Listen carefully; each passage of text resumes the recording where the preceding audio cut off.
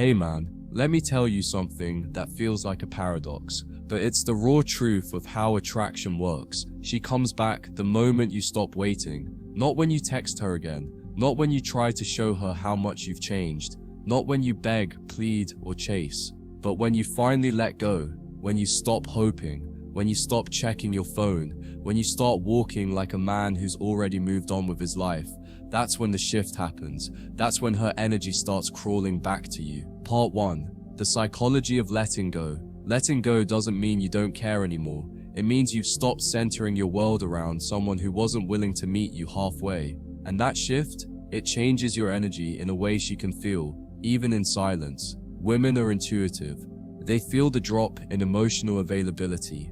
The man who once gave her his attention now holds it for himself. The guy who used to chase now moves on without a second glance. And suddenly she feels the absence, and it stings. Because here's the truth.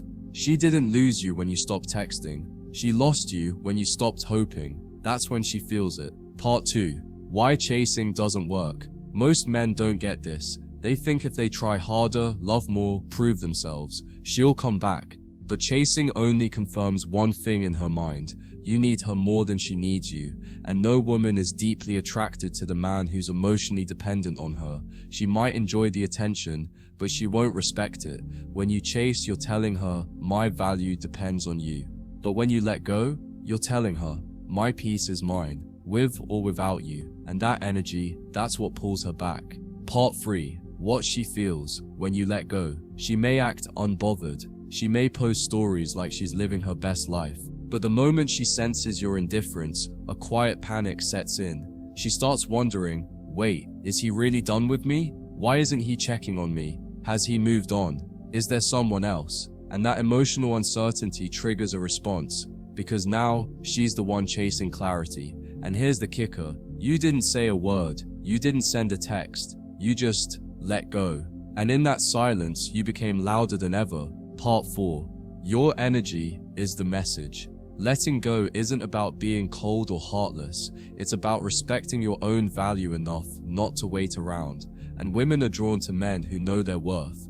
Men who don't beg to be chosen. Men who don't cling. Men who walk away when their standards aren't met. When she senses that energy shift, she starts to reevaluate everything. She remembers your presence, your strength, your calm, because now she's seeing what it's like to not have you around, and it hits harder than any text ever could. Part 5. What to do when she comes back. Now, here's the real question. What do you do when she comes back? You don't punish her. You don't boast. You don't act like you won. You observe. You stay centered. You see if her return is genuine or if it's just ego and insecurity. Because the man who let go isn't the same man who once begged. He's evolved. He's detached from needing her, which means now he chooses from clarity, not desperation. So remember this, man. Letting go is not losing. Letting go is winning with grace. It's reclaiming your power. It's stepping out of the waiting room and walking into your own life.